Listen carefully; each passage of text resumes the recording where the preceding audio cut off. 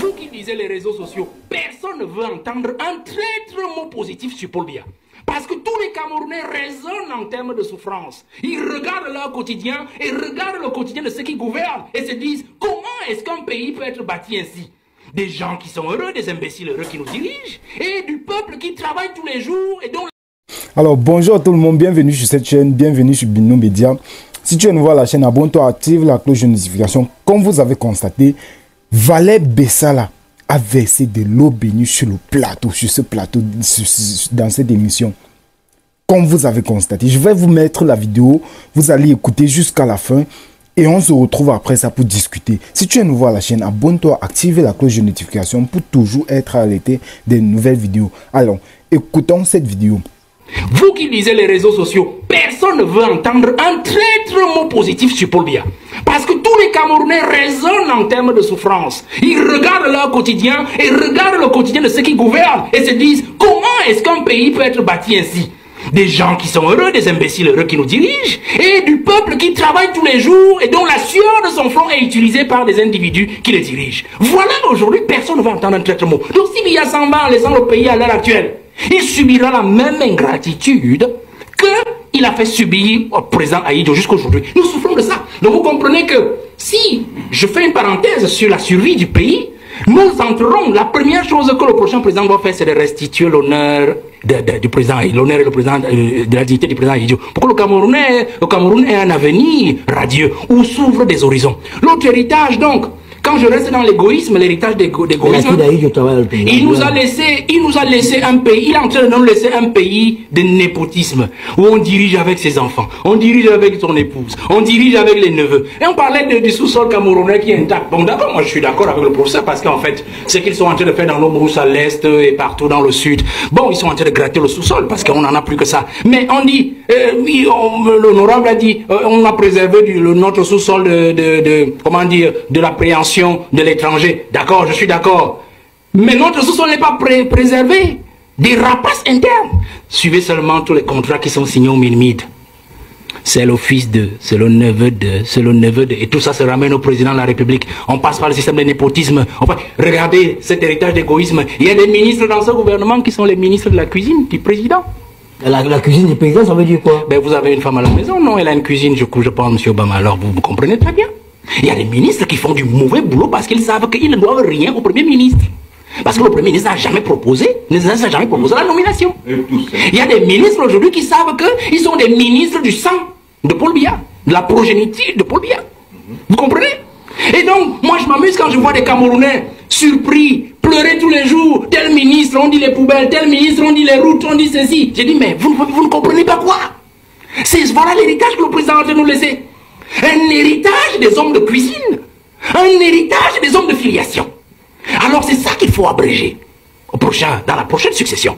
Je pense encore que lorsqu'on rentre dans cet héritage-là de Paul Biya, l'héritage négatif, l'héritage noir, qu'il faut absolument changer, qu'il faut absolument renverser, il faut rester dans cette logique de Paul Biya qui justement nous laisse un héritage d'un homme dépensier, dispendieux, un homme qui n'aime pas son pays. Je prends un simple cas, prenez la Suisse, il a passé 49 jours en Suisse, c'était le grand débat d'octobre dernier.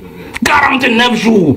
Je me souviens en 2012, il y avait des études des journalistes qui montraient que l'année 2012, le président avait mis pratiquement plus de 250 jours à l'extérieur.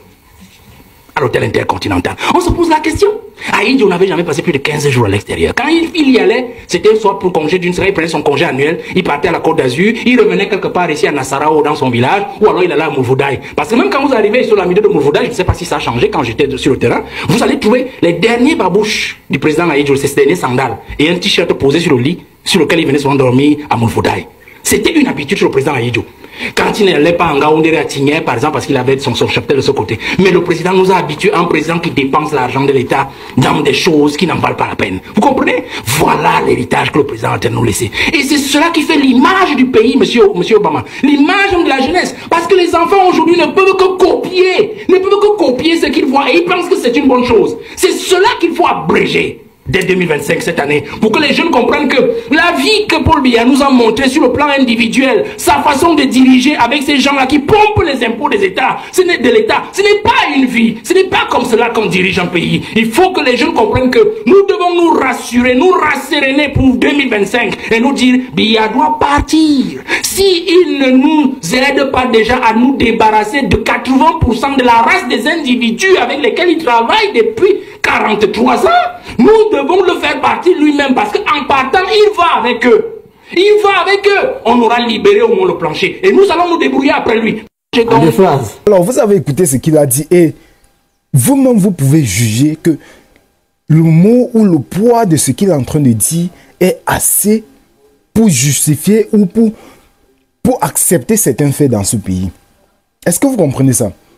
Parce que il faut qu'on se dise la vérité. Dans ce pays, tu n'as pas le libre, tu n'as pas le droit de dire quelque chose. Tu n'as pas ce droit-là. Parce qu'à la base, on a le droit de la libre expression et tout et tout.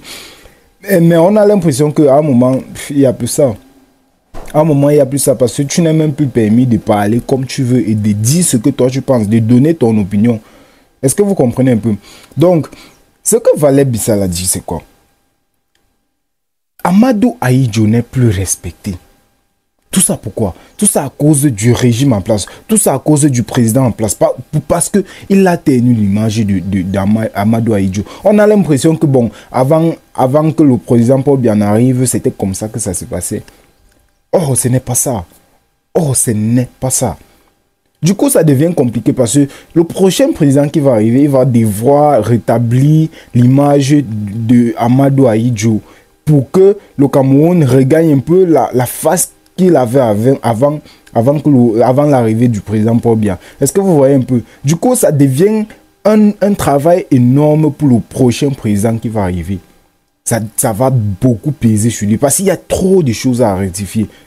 Il y a trop de choses à rectifier. Les Camerounais parlent aujourd'hui, ils parlent en fonction de leur souffrance. Ils parlent parce qu'ils ont beaucoup souffert. Ils parlent parce qu'ils traversent des situations très compliquées. Dans ce pays, si tu n'as pas de relations, oublie. Si tu as une petite situation et que tu n'as pas de relations, ça devient compliqué pour toi parce qu'il va devoir faire face à tes... Je vais dire ça comment. Si tu as fait quelque chose et que c'était même d'abord dans le droit, et que c'était légal, il va d'abord te falloir des relations. Parce que malheur à toi, celui avec qui tu es en train de te quereller a des relations ou a de l'argent. Ça devient compliqué pour toi. Ça devient très compliqué pour toi. Donc, dans ce pays, on a normalement le droit de parler, on a normalement le droit de s'exprimer, de donner notre opinion, mais ce n'est plus, à un moment, ce n'est plus permis parce que si tu parles, après on va commencer à te chercher, on va dire que non, telle personne a disparu, on ne sait pas où telle personne est. Après seulement on va entendre que non, on m'avait pris, on m'avait torturé, on m'avait fait ci, des choses comme ça. C'est justement pour ça que les Camerounais aujourd'hui se taisent. Les Camerounais aujourd'hui, ils décident de rester calmes, mais ils sont en train de souffrir intérieurement. Ils traversent des choses. Ils traversent des choses très compliquées. Du coup, chacun décide de rester dans son coin. Chacun décide de vivre la situation. Parce que, franchement, c'est pour ça que la majorité des jeunes décident de prendre la route. Et c'est quand ils arrivent là-bas qu'ils commencent à parler. Qu'ils prennent les téléphones, ils se mettent devant leurs camarades. Ils commencent à parler, ils commencent à dire ce qu'ils pensent. Et ça devient compliqué. Si dans un pays, tu n'as pas le droit de parler, de dire ou de critiquer. Parce que c'est en fonction des critiques qu'on grandit. Si tu n'es pas critiqué, c'est que tu ne fais rien. C'est que tu ne fais rien. Personne n'est pas fait. C'est clair, personne n'est pas fait. Ça veut dire quoi? Ça veut dire que même le président, même le prochain président ne sera jamais pas fait. On va toujours le critiquer. Il va faire des choses, on va toujours le critiquer. Mais en octobre, tout ça doit changer. D'abord, il va d'abord nous falloir un prochain président avant de parler de critique. Allons voter, allons nous inscrire d'abord sur les listes électorales et après ça, on va voter, on choisit un autre président et on verra. On verra si ça peut vraiment nous aider. Alors, ciao.